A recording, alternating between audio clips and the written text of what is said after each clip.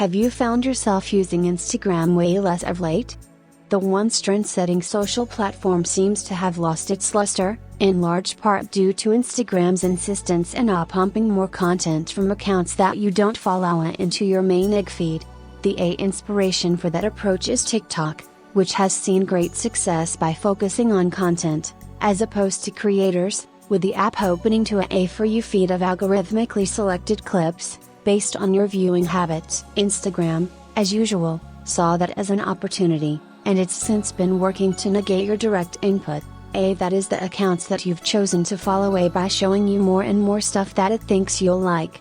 Which is annoying, and personally, I don't find Instagram anywhere near as engaging as it once was. And it seems many other users agree. According to a new report from The Wall Street Journal, Instagram engagement is declining, with Reels, in particular, seeing a significant drop-off in user engagement of late.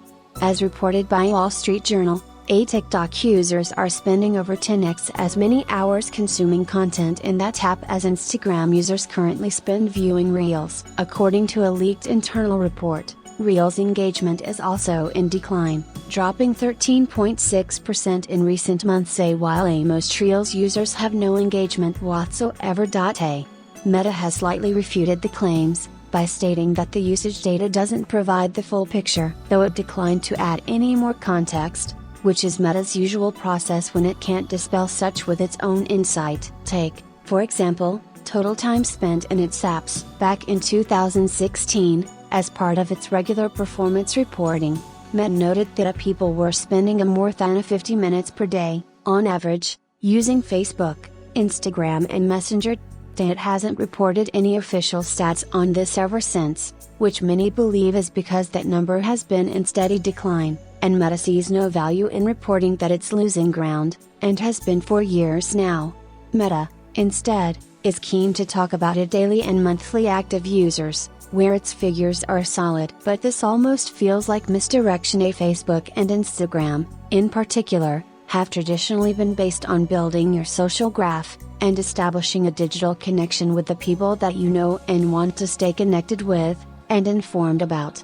As such, it makes sense that a lot of people log onto these apps each day just to see if their friends and family have shared anything new. That doesn't, however, mean that they're spending a lot of time in these apps, which is another reason why Meta is trying to push more interesting content into your main feed, and in between updates from your connections. Because if it can hook those people that are just checking in, then logging straight back out, that could be a key way to get its engagement stats back on track.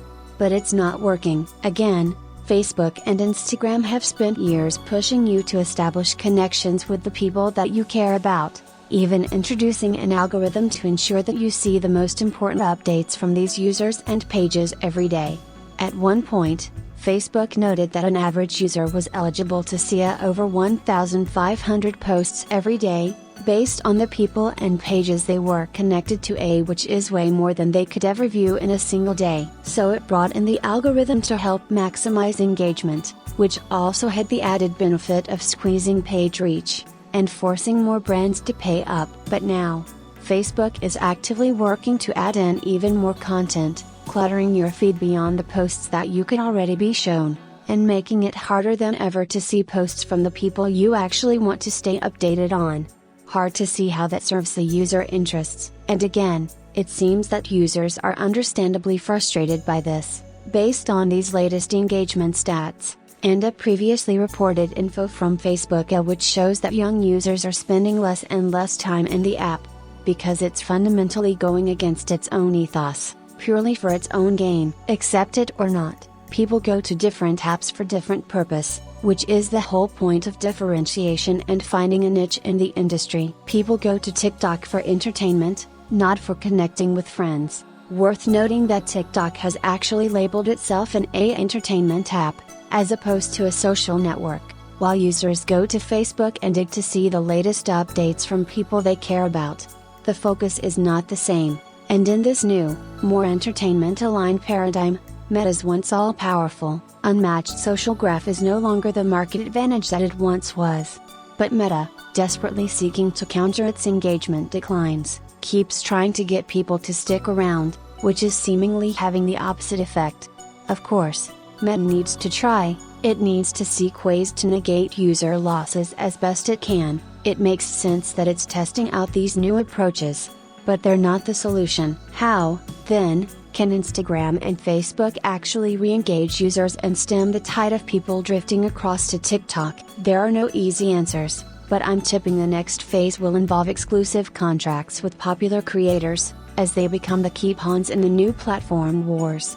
TikTok's monetization systems are not as evolved, and YouTube and Meta could theoretically blow it out of the water if they could rope in the top stars from across the digital ecosphere.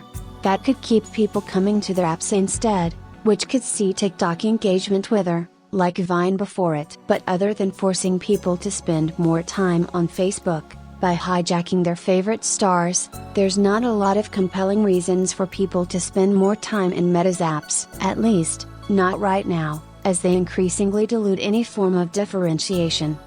But essentially, it comes down to a major shift in user behaviors, away from following your friends, and seeing all the random stuff that they post, to following trends, and engaging with the most popular, most engaging content from across the platform, as opposed to walling off your own little space. At one stage, the allure of social media was that it gave everyone their own soapbox, a means to share their voice, their opinion, to be their own celebrity in their own right, at least among their own networks. But over time, we've seen the negatives of that too. Oversharing can lead to problems when it's saved in the internet's perfect memory for all time, while increasing division around political movements has also made people less inclined to share their own thoughts, for fear of unwanted criticism or misunderstanding. Which is why entertainment has now become the focus of the next generation. It's less about personal insights and more about engaging in cultural trends. That's why TikTok is winning, and why Facebook and Instagram are losing out, despite their frantic efforts.